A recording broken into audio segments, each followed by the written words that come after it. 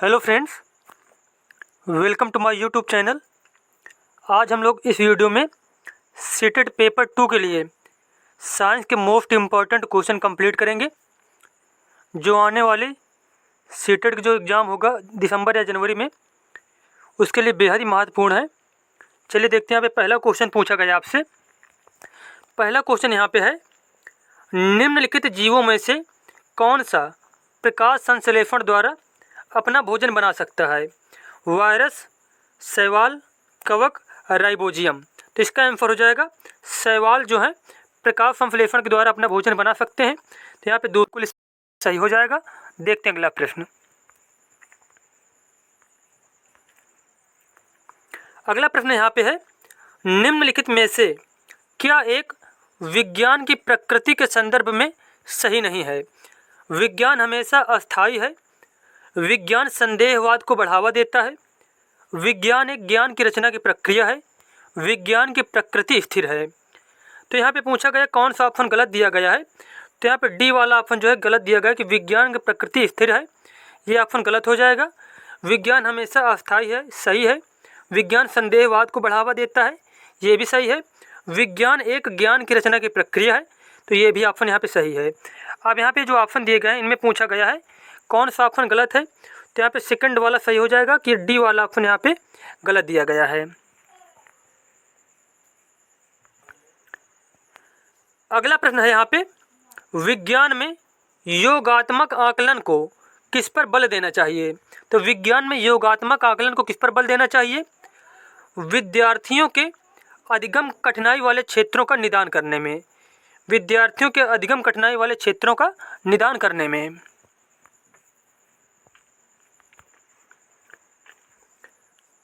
विज्ञान में के लिए प्रायोगिक कार्य पर बल दिया जा सकता है। विद्यार्थियों को समय पाबंदी और नियमितता को सही तरह से जांच करने में। सैद्धांतिक संकल्पनाओं की सत्यता की जांच करने में विद्यार्थियों की सहायता करने में। विद्यार्थियों द्वारा प्राप्त किए गए अंकों के प्रतिशत में सुधार करने में। लिखित रिकॉर्ड रखने की आदत का विकास करने में, विद्यार्थियों की सहायता करने में। अब यहाँ पे क्वेश्चन ये पूछा गया कि प्रायोगिक कार्य पर बल दिया जा सकता है, तो इसका आंसर हो जाएगा सैद्धांतिक संकल्पनाओं की सत्यता की जांच करने में और विद्यार्थियों की सहायता करने में।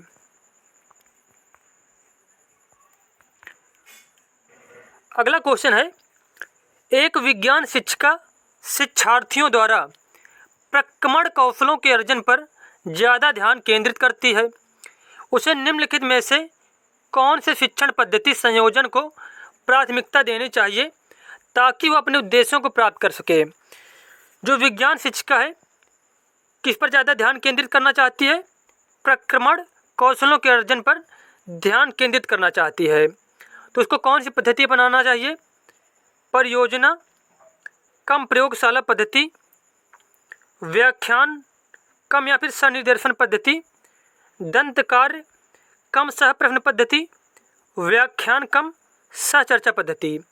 तो इस क्वेश्चन का आंसर हो जाएगा उस शिक्षिका को परियोजना कम या फिर सह प्रयोगशाला पद्धति अपनानी चाहिए।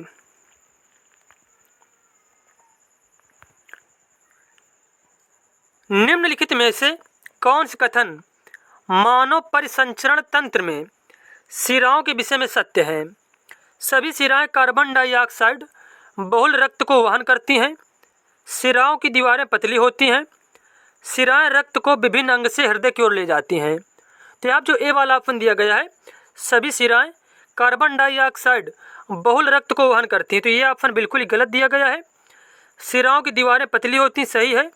शिराएं रक्त को विभिन्न अंगों से हृदय की ओर ले जाती हैं, ये भी ऑप्शन यहाँ पे सही है। तो इस क्वेश्चन का आंसर हो जाएगा यहाँ पे बी और सी ऑप्शन बिल्कुल ही। निम्नलिखित आकलन युक्तियों में से कौन सी युक्ति विज्ञान कक्षा में विद्यार्थियों की प्रायोगिक कौशल को आकलित करने के लिए सबसे अधिक उचित है? जांच सूची या फिर चेकलिस्ट, अवधारा प्रतिचित्रण, पेपर पेंसिल परीक्षण या फिर प्रयोग लिपि। तो इस क्वेश्चन का आंसर हो जाएगा जांच सूची या फिर चेकलिस्ट।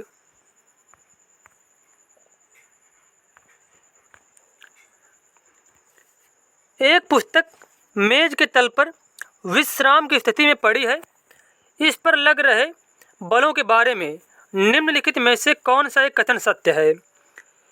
इस पर संतुलित बलों का एक जोड़ा कार्य कर रहा है, इस पर केवल गुरुत्वाकर्षण बल कार्य कर रहा है, इस पर केवल घर्षण बल कार्य कर रहा है, इस पर कोई बल कार्य नहीं कर रहा है। एक पुस्तक मेज के तल पर विश्राम की स्थिति में पड़ी है, तो इस पर लगने वाले जो बल हैं, इस पर कई प्रकार के बल लगेंगे, तो इसका आंसर हो जाएगा इस पर संतुलित बलों का एक जोड़ा कार्य कर रहा है।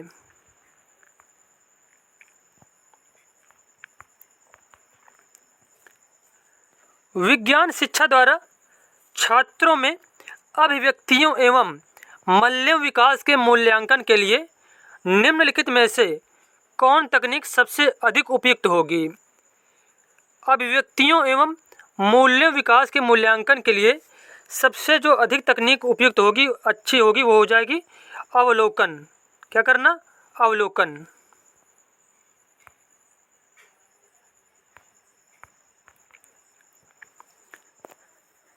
किसी वस्तु की आभासी और विवर्धित छवि बनाने के लिए निम्नलिखित में से किसका उपयोग किया जा सकता है? आभासी और विवर्धित छवि बनाने के लिए किसका उपयोग किया जा सकता है? अवतल दर्पण और उत्तल लेंस। अवतल दर्पण और उत्तल लेंस, इन दोनों का उपयोग किया जा सकता है।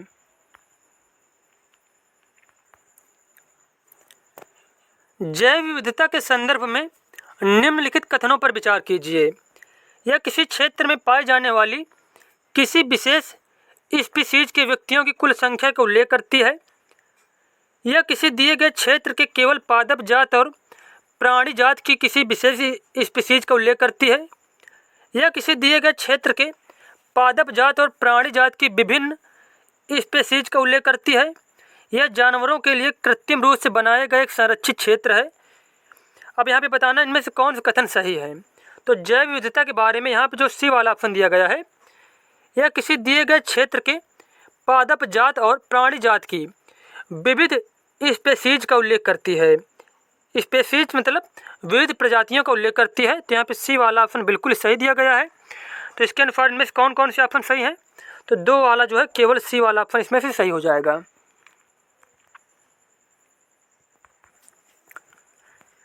किसी छात्र के पास हल्दी का गाढ़ा पेस्ट है। इस पेस्ट को हाइड्रोक्लोरिक अम्ल और सोडियम हाइड्रोक्साइड के जलीय विलयन में अलग अलग डालने पर वह किस रंग या फिर किन रंगों का परीक्षण करेगा? तो हल्दी का गाढ़ा पेस्ट है, इस पेस्ट को हाइड्रोक्लोरिक अम्ल और सोडियम हाइड्रोक्साइड के जलीय विलयन में जब अलग अलग डाला जाएगा, तो हाइड्रोक्लोरिक अम्ल में जो हल्दी का गाढ़ा पेस्ट है वह पीला रहेगा, और सोडियम हाइड्रोक्साइड में जब डाला जाएगा तो वह लाल हो जाएगा। तो यहाँ पे फोर्थ वाला ऑप्शन बिल्कुल ही सही दिया गया है कि हल्दी का जो गाढ़ा पेस्ट है, अगर सोडियम हाइड्रोक्साइड में डालेंगे तो कुछ परिवर्तन नहीं पड़ेगा, क्योंकि जो पीला कलर है वो पीला ही रहेगा, और जब सोडियम हाइड्रोक्साइड के विलयन में डालेंगे तो जो गाढ़ा पेस्ट है हल्दी का पीले कलर का, वो हो जाएगा लाल कलर का।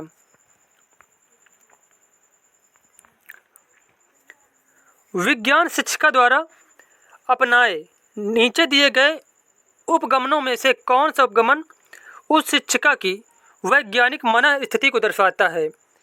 कक्षा में छात्रों को प्रश्न पूछने के लिए प्रोत्साहित करना, अधिगम में बढ़ोतरी करने के लिए कठिन प्रश्न पत्र बनाना, कक्षा में पूर्ण अनुशासन बनाए रखना, यथासंभव शीघ्र प्रस्तावित पाठ्यक्रम को समाप्त करना। अब क्वेश्चन ये पूछा गया कि विज्ञान शिक्षिका द्वारा अपनाए नीचे दिए गए उपगमनों में से कौन सा उपगमन उस शिक्षिका की वैज्ञानिक मन स्थिति को दर्शाता है? तो इसका आंसर हो जाएगा कक्षा में छात्रों को प्रश्न पूछने के लिए प्रोत्साहित करना।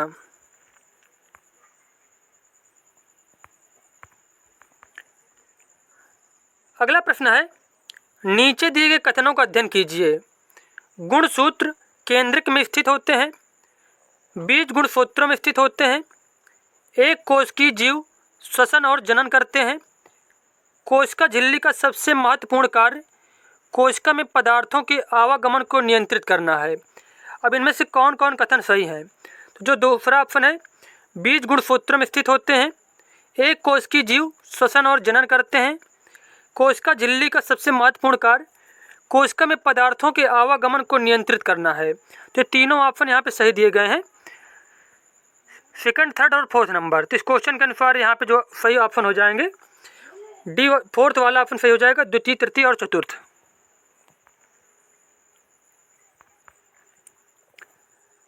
निम्नलिखित में से कौन सी गतिविधि बच्चों में सक्रिय अधिगम का प्रावधान नहीं करेगी? कक्षा में व्याख्यान सुनना, विज्ञान क्लब की स्थापना, क्षेत्र भ्रमण का आयोजन, विज्ञान का कोना बनाना। तो बच्चों में सक्रिय अधिगम का प्रावधान नहीं करेगी, वह है कक्षा में व्याख्यान सुनना।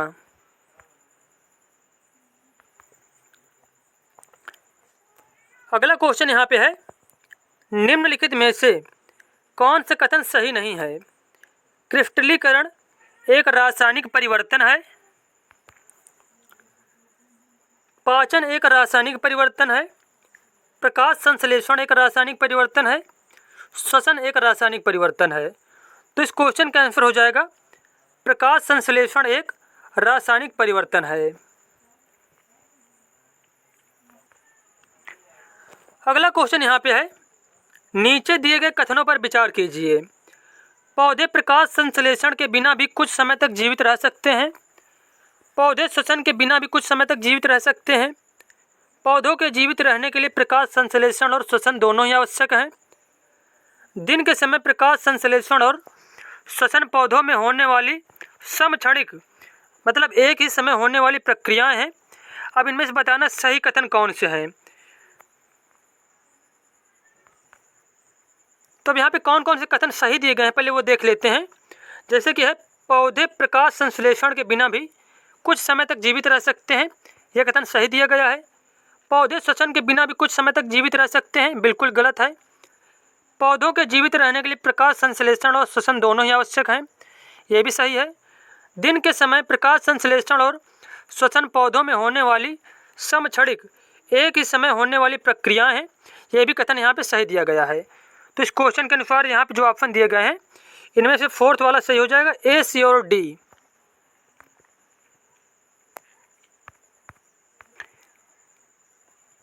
अगला क्वेश्चन यहाँ पे है, जूते के सोल असमतल क्यों किए जाते हैं? घर्षण बढ़ाने के लिए, घर्षण बढ़ाने के लिए। निम्नलिखित में से कौन सा वैज्ञानिक दृष्टिकोण का गुण नहीं है? अधिक सीखने की उत्सुकता, समस्याओं के प्रति व्यवहार में वस्तुनिष्ठता, कठिन कार्य, खुला मस्तिष्क। तो वैज्ञानिक दृष्टिकोण इनमें से कौन सा नहीं है? तो कठिन कार्य देना बच्चे को, ये कोई वैज्ञानिक दृष्टिकोण नहीं है। उसके बाद लास्ट क्वेश्चन हमारा है, ईस्ट का उपयोग उत्पादन में किया जाता है।